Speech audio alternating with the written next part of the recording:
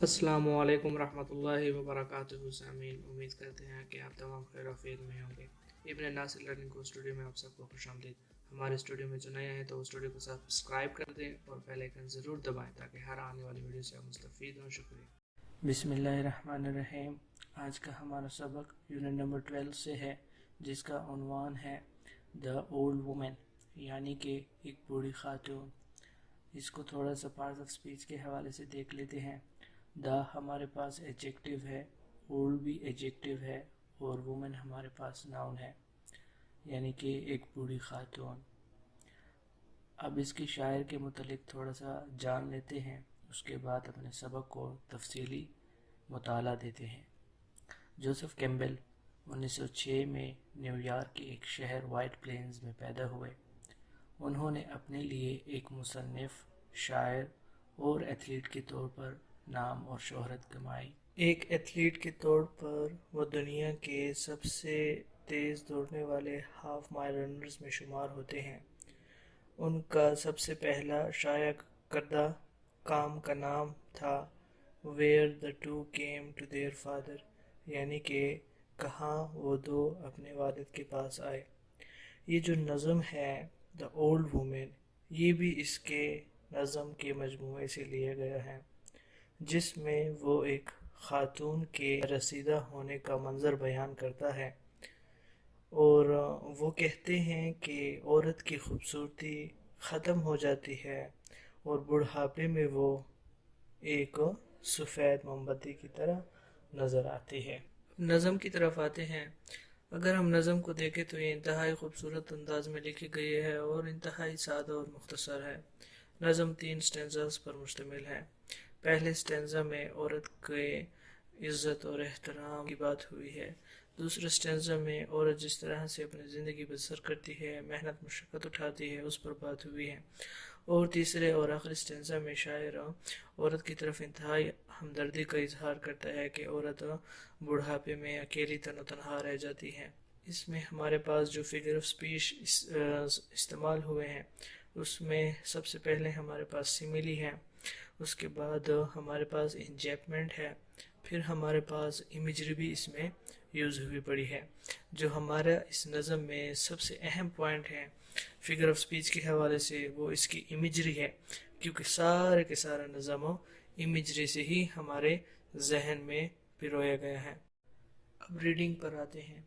First stanza, as a white candle. As की मानित, अ white candle एक सफ़ेद मोमबत्ती, इन अ होली प्लेस, इन से मुराद अंदर यानी कि रखी हुई, होली प्लेस एक मुकद्दस जगह, सो वैसे ही है, इज़ द ब्यूटी खूबसूरती, ऑफ एन एज्ड फेस एक बूढ़े रसीदा चेहरे की। यानी जिस तरह से एक मुकद्दस मकाम पर मोमबत्ती रखी हुई होती है, उसी तरह से ही एक उम्र रसीदा चेहरे की खूबसूरती होती है। ये इसके लफ्ज़ी मायनी है। यहाँ पर दो फिगर ऑफ स्पीच इस्तेमाल हुए पड़े हैं। फर्स्ट है हमारे पास इंजेपमेंट। इंजेपमेंट से मुराद जब शायरी की लाइन बग़ैर किसी पंक्चुएशन के एंड हो और दूसरी लाइन के साथ वो कनेक्ट हो रही हो, इसे इंजेपमेंट बोलते हैं। और फिर हमारे पास सिमिली इस्तेमाल हुई पड़ी है। सिमिली की इस्तेमाल की अलामत हमें कैसे मालूम होती है? इसमें अल्फाज इस्तेमाल होते हैं लाइक, एज एंड सो। तो ये तीन, अगर लाइक, एज या सो में से कोई एक हो या दो हो, एज और सो जैसे यहाँ इस्तेमाल हुआ पड़ा है, तो इसको हम सिमिली शुमार करते हैं। सिमिली के हवाले से मुकम्मल डिटेल हमारे पिछली वीडियो द डैफोडिल्स में दी गई है। अगर हम इमेजरी की बात करें तो इमेजरी एक फिगर ऑफ स्पीच है जिससे शायर हजरात रीडर्स के हवास खमसा को उजागर करता है। हवास खमसा कौन से हैं? हवास खमसा हमारे पास 5 होते हैं: touch, test, smell, sound and site. अगर इन पांचों حواسوں میں سے کسی ایک حواس پر بھی تصویر کشی ہو تو یہ امیجری کہلاتی ہے۔ فی الحال نظم کے لفظی معنی پڑھتے ہیں، اصطلاحی معنی اس کو پھر دیتے ہیں۔ سیکنڈ سٹینزا، ایز کی مانند، دا اسپینڈ، اسپینڈ سے مراد خرچ کیا ہوا، ختم کیا ہوا، ضائع کیا ہوا، استعمال کیا ہوا وغیرہ۔ ریڈینس، ریڈینس سے مراد ہوتا ہے چمک۔ آف دا ونٹر سن، جاڑوں کا سورج، سردیوں کا سورج۔ ونٹر سردیاں، جاڑوں، سن سورج۔ جس طرح سے سردیوں کا یا جاڑوں کے سورج کی مدھم روشنی ہوتی ہے، یہاں پر ہم خرچ کی ہوئی چمک سے مراد سورج کی مدھم روشنی لیں گے۔ سو از، اسی طرح سے ہے، a woman، ایک عورت، ایک خاتون، with her trivial done، اپنی محنت اور مشقت کے ساتھ۔ اسی طرح سے ایک خاتون ہے جو کہ اپنی محنت اور مشقت کو کر چکی ہے۔ اب اس سٹینزا کو پورا ترجمہ دیتے ہیں۔ جس طرح سے جاڑوں کا سورج کی مدھم روشنی ہوتی ہے، اسی طرح سے ہی ایک عورت ہوتی ہے جو کہ اپنی محنت اور مشقت کر چکی ہے۔ سٹینزا نمبر 3، ہر بروڈ، اس کی اولاد، اس کے بچے، گان، فرام ہر، جا چکے ہیں اس سے، گان جا چکے، فرام ہر اس سے، اور اس کی اولاد اسے چھوڑ چکی ہے، اس کی اولاد اس سے جا چکی ہے۔ اینڈ ہر تھاٹس، اور اس کے خیالات، ایز اسٹل ایز، اسی طرح سے پرسکون ہے، دا واٹرز، پانیوں کی مانند، انڈر اراؤنڈ مل، جیسے کہ ایک کھنڈر مل کے نیچے ہوتا ہے۔ اس کی اولاد اس سے جا چکی ہے اور اس کے خیالات ایک کھنڈر مل کے نیچے بہتے ہوئے پانی کی مانند پرسکون ہے۔ نظم کے تقریباً لفظی معنی تو ہم نے پڑھ لیے ہیں، اب اس کے اصطلاحی معنی کو بھی دیکھ لیتے ہیں۔ جیسے کہ ہم نے پہلے بھی بتایا کہ سٹینزا نمبر 1 میں شاعر عورت کی عزت اور تعظیم کے متعلق بات کرتا ہے۔ چونکہ شاعر کا تعلق عیسائیت سے ہے، کرسچینٹی سے، تو اس وجہ سے سفید موم بتی کو انہوں نے بطور مثال لیا ہے، کیونکہ سفید موم بتی کا ان کے چرچ میں بہت اہم کردار ہوتا ہے۔ لوگ جب دعائیں مانگنے جاتے ہیں یا کوئی مراد مانگتے ہیں تو اس کے لیے وہ موم بتی جلاتے ہیں، یہ ان کی عبادت کا ایک حصہ بھی ہے۔ اسی لیے شاعر نے عورت کی بڑھاپے کی خوبصورتی کو سفید موم بتی کے ساتھ تشبیہ دی ہے کہ جس طرح سے مقدس مقام میں سفید موم بتی رکھی ہوئی ہوتی ہے، اس کا کام روشنی کرنا ہوتا ہے، روشنی دینا ہوتا ہے اور روشنی پھیلانا ہوتا ہے اور لوگوں کے لیے عزت اور تعظیم کا باعث ہوتی ہے۔ اسی طرح سے ہی ایک بوڑھے چہرے کی خوبصورتی ہوتی ہے۔ بوڑھا چہرہ بھی ویسے تو عموماً خوبصورت نہیں سمجھا جاتا، لیکن شاعر کہتا ہے کہ نہیں، جس طرح سے اس سفید موم بتی کی تعظیم اور عزت کرنا ہم سب پر لازم ہے، اسی طرح سے ہی ایک بوڑھے چہرے کی بھی ہمیں عزت اور احترام کرنا چاہیے، خصوصاً ایک بوڑھی خاتون کا۔ پھر اس کا ذکر وہ دوسرے سٹینزا میں کرتا ہے کہ کیوں ہمیں بوڑھی خاتون کا عزت اور احترام دینی چاہیے۔ وہ کہتا ہے کہ ایک عورت اپنی زندگی میں انتہائی محنت اور مشقت اور جدوجہد سے کام لیتی ہے۔ اس کی زندگی میں مختلف قسم کے مصائب آتے ہیں، مشکلات آتے ہیں، لیکن وہ ایک چٹان کی مانند ٹھہری رہتی ہے اور ان تمام مشکلات کا مقابلہ کرتی ہے۔ اس کا جوانی میں اس کے پاس ایک پاور ہوتی ہے، اتھارٹی ہوتی ہے، لیکن وہی پاور اور اتھارٹی آہستہ آہستہ مدھم ہو جاتی ہے جب وہ اپنے بڑھاپے کی طرف آتا ہے۔ اس کو ہم انسان کے ساتھ بھی لے سکتے ہیں کہ ایک انسان پہلے بچپن میں ہوتا ہے، اس کے بعد انسان جوانی میں آتا ہے، جوانی میں انسان اپنے مکمل شباب میں ہوتا ہے، طاقت میں ہوتا ہے، اور جو وہ بڑھاپے کی طرف آ رہا ہوتا ہے تو اس کی وہ طاقت اثر و رسوخ ختم ہو رہی ہوتی ہے۔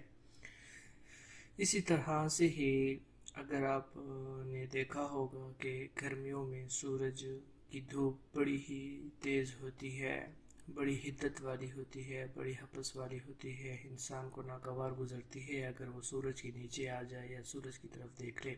لیکن وہی سورج جب سردیوں میں نکلتا ہے تو اس کی دھوپ انسان کو پرمسرت محسوس ہوتی ہے، پرسکون محسوس ہوتی ہے اور سردی سے اس کو بچاتی ہے۔ شاعر یہاں پر یہ تشبیہ دے رہا ہے کہ جس طرح سے جاڑوں کے سورج کی مدھم دھوپ رہتی ہے، اسی طرح سے اب اس خاتون کا حال ہے جو کہ اپنی زندگی اب محنت اور مشقت سے گزار چکی ہے۔ اس سے گو کہ اب ویسی اس کی طاقت اور قوت نہیں رہی، لیکن پھر بھی آپ اس کے جتنے قریب آئیں گے، جتنے اس کی تجربات سے فائدہ لیں گے، اتنا ہی آپ کو اچھا محسوس ہوگا، آپ کے لیے بہتر ہوگا۔ جس طرح سے انسان سردیوں کی دھوپ میں خوشی محسوس کرتا ہے، ویسے ہی اس بوڑھی خاتون کے تجربات سے، اس کے ساتھ رابطہ رکھنے سے انسان کو فائدہ ہوتا ہے۔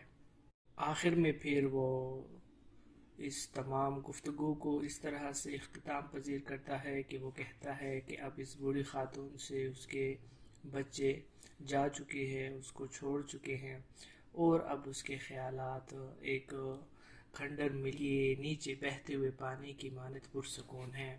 اس سے ہم یہ اندازہ لگا سکتے ہیں کہ اس عورت کے خیالات اس پانی کی طرح پرسکون ہیں، ان میں اب کوئی حرکت نہیں ہے، وہ اپنے خیالات کسی کے ساتھ ظاہر نہیں کر سکتی، اس کے خیالات کو سننے والا کوئی نہیں ہے۔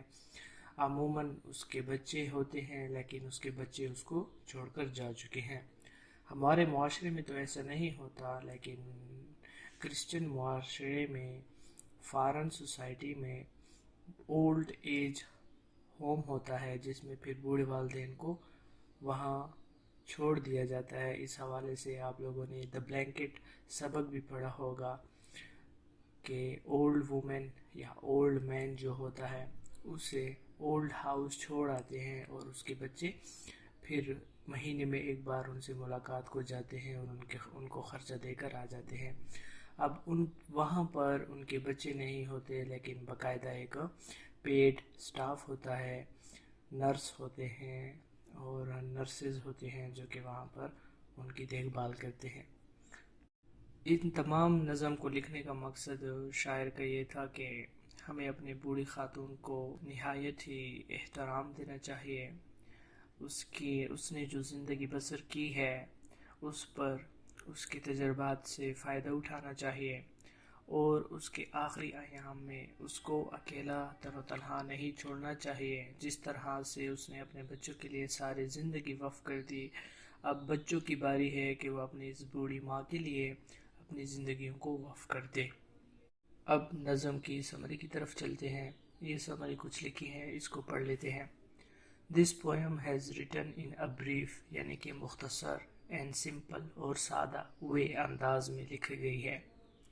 Creating imagery in the minds of readers، اور یہ پڑھنے والوں کے ذہن میں ایک تصوراتی تخلیق پیدا کرتی ہے۔ یہ نظم انتہائی سادہ اور مختصر انداز میں لکھی گئی ہے جو کہ اپنے پڑھنے والوں کے ذہن میں امیجری تخلیق کرتی ہے۔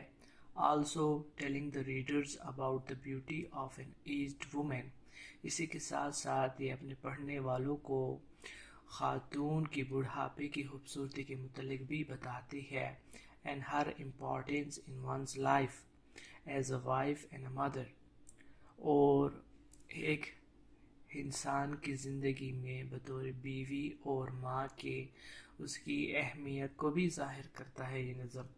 By illustrating her as a white candle in a holy place، جس طرح کے شاعر نے اس کو ایک مقدس مقام میں سفید موم بتی کے ساتھ تشبیہ دی ہے۔ اس سے یہ بات واضح ہوتی ہے کہ ایک انسان میں عورت کی بطور ماں، بطور بیوی اور بطور بیٹی بہت اہمیت ہے۔ The poet compares a woman to white candle, winter sun and a round mill with contextual differences۔